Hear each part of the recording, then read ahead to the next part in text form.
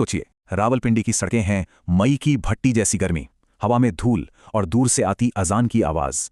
इसी सब के बीच एक पुराना नीला पानी का टैंकर खांसता हुआ धीरे धीरे आगे बढ़ रहा है, और उसे चलाने वाला आदमी देखने में लगता है कोई थका हारा 35 साल का मजदूर अब्दुल।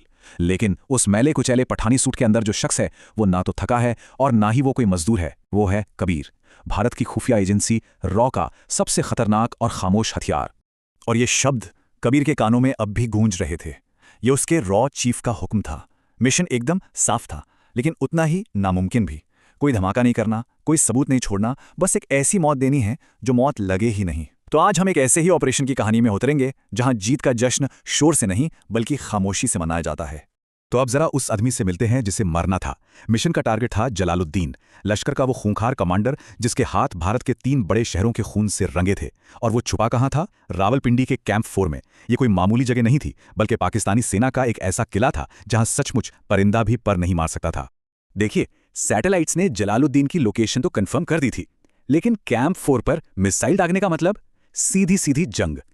तो एक पारंपरिक फौजी हमला तो सवाल ही नहीं उठता था। उसे खत्म करने के लिए एक ऐसे तरीके की जरूरत थी जो किसी को नजर ही ना आए। और बस यहीं से कबीर का काम शुरू होता है। आप किसी किले में घुसने से पहले एक जासूस को अपनी पहचान मिटानी पड़ती है। कबीर के लिए मिशन का पहला और शायद सबसे मुश्किल पड़ाव यही था, खुद को पूरी तरह से मिटाकर किसी और को जन्म देना। एक ऐसा भूत बनना जिसे कोई देख तो सके पर नोटिस ना करे। देखिए, एक जासूस की सबसे बड़ी कला होती है अपने ईगो को मार देना। यह जासूसी का एक बहुत ही गहरा मनोवैज्ञानिक पहलू है। सोचिए, कबीर जो रॉ का सबसे खतरनाक हथियार था, उसे अब बनना था अब्दुल, एक आम सा मजदूर जिसकी तरफ कोई दोबारा नजर उठाकर भी ना देखे। कंधे झुके हुए, सिर नीचे और चेहरे पर एक बेचारगी वाली मुस्कान। यह सिर्फ एक्टिंग नहीं थी, यह तो अपनी असली पहचान को पूरी तरह से मिटा देने की कला थी। चलो, पहचान तो बदल गई, लेकिन अब असली सवाल सामने था, उस किले के अंदर कैसे घुसा जाए जहां दुश्मन पूरी तरह महफूज था। तो कबीर ने वो रास्ता चुना जिस पे कभी किसी का ध्यान ही नहीं जाता, एक ऐसा रास्ता जो दुश्मन की अपनी जरूरत से होकर गुजरता था। हुआ ये कि रावलपिंडी में उन दिनों पानी की भारी किल्लत थी, तो कबीर अब्दुल बनकर पाकिस्तानी सेना के एक बड़े अफसर ब्रिगेडियर तारिक के घर पानी सप्लाई करने लगा।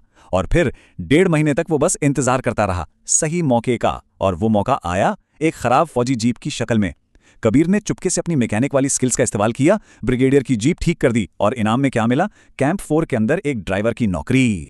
लेकिन कैंप के अंदर घुसना तो बस आधी लड़ाई थी। असली चुनौती थी वहां टिके रहना और जानकारी निकालना। इसके लिए कबीर ने जो स्ट्रैटेजी अपनाई वो जासूसी की दुनिया का एक क्लासिक पैंतरा है, सोची समझी नाकाबिलियत। जरा सोचकर देखिए, एक टॉप एजेंट जानबूझकर बेवकूफ बन रहा है, कितना मुश्किल होता होगा ये। पर यही उसकी सबसे बड़ी ताकत थी। वो जूनियर अफसरों की गालियां सुनता, उनके बूट तक पॉलिश कर देता। मतलब मनोवैज्ञानिक तौर पर यह बहुत थका देने वाला काम था, खुद को इतना छोटा बना लेना कि लोग आपको इंसान नहीं बल्कि कमरे का फर्नीचर समझने लगे। और जब लोग ऐसा समझने लगते हैं तो वो आपके सामने ही अपने राज उगलने लगते हैं। और फिर एक दिन उसे वो जानकारी मिली जिसका वो इंतजार कर रहा था। उसने सुना कि गेस्ट हाउस नंबर 3 में जो खास मेहमान ठहरा है उसे अस्थमा का अटैक आया था। तो अब कबीर को पता चल गया था, जलालुद्दीन अस्थमा का मरीज है। ये भी वो चाबी जो ताला खोल सकती थी। लेकिन अगला सवाल और भी बड़ा था, एक ऐसे हाई सिक्योरिटी कमरे में किसी को कैसे मारा जाए जहां एक सुई भी अंदर नहीं ले जा सकते, और मारना भी ऐसे है कि वो हत्या लगे ही नहीं। इसका जवाब था एक ऐसा हथियार जो हथियार जैसा दिखता ही नहीं था। नाम था सक्सीनल कोलीन। ये एक ऐसा जहर है जो शरीर में जाते ही कार्डियक अरेस्ट यानी दिल का दौरा ले आता है। और इसकी सबसे खास बात, कुछ ही घंटों में ये खून में इस तरह घुल जाता है कि किसी भी नॉर्मल पोस्टमार्टम में इसे पकड़ना नामुमकिन है। मतलब इस मिशन के लिए ये एकदम परफेक्ट हथियार था। कोई सुराग नहीं, कोई आवाज नहीं, और मौत पक्की। पर सवाल यह है कि इतने खतरनाक हथियार को दुनिया की सबसे सुरक्षित जगहों में से एक में लेकर कैसे जाया जाए? जवाब था बेहद सादगी में। एक पुरानी बिल्कुल आम सी दिखने वाली कैसियो घड़ी के अंदर, उसके डायल के नीचे कांच की एक बहुत ही बारीक सुई छिपी थी जिसमें जहर भरा था। यह एक ऐसा हथियार था जो किसी भी मेटल डिटेक्टर को पार कर सकता था और जिसे कलाई के बस एक हल्के से इशारे से एक्टिवेट किया जा सकता था। तो हथियार तैयार था, टारगेट की कमजोरी पता थी, और अब बारी थी आखिरी चाल चलने की। एक ऐसी चाल जिसके लिए कबीर के पास सिर्फ 10 मिनट थे। बस यही वो 10 मिनट थे जहां उसकी सालों की ट्रेनिंग और महीनों की प्लानिंग का असली इम्तिहान होना था। प्लान बहुत ही बारीकी से बनाया गया था। कबीर ने रात के अंधेरे में गेस्ट हाउस की पानी की लाइन में मिट्टी डाल दी। अगली सुबह, जैसा कि उम्मीद थी, बाथरूम में गंदे पानी को लेकर हंगामा मच गया। असली प्लम्बर को बुलाया गया, जिसे कबीर ने रास्ते में ही क्लोरोफॉर्म से बेहोश कर दिया। फिर उसकी वर्दी पहनी, उसका टूल बॉक्स उठाया और प्लम्बर बनके गेस्ट हाउस पहुंच गया। मेटल डिटेक्टर को उसके टूल बॉक्स में क्या मिला? सिर्फ रिंच और पेचकस। और फिर एक्शन। जलालुद्दीन बाथरूम में अकेला। कबीर ने उसे काबू किया। गर्दन पर एक हल्की सी चुभन, बस। जहर अपना काम कर रहा था। कुछ ही सेकंड में जलालुद्दीन सिर्फ एक लाश था। कबीर ने उसका इन्हेलर दूर फेंका ताकि लगे कि अस्थमा का दौरा पड़ा है। सीन तैयार। और फिर खामोशी से बाहर एसएसजी कमांडो के सामने से गुजरा। किसी ने ध्यान नहीं दिया। टैंकर स्टार्ट किया और गेट से बाहर। ठीक 5 मिनट बाद पूरे कैंप में सायरन गूंजने लगे, पर तब तक कबीर बहुत दूर जा चुका था।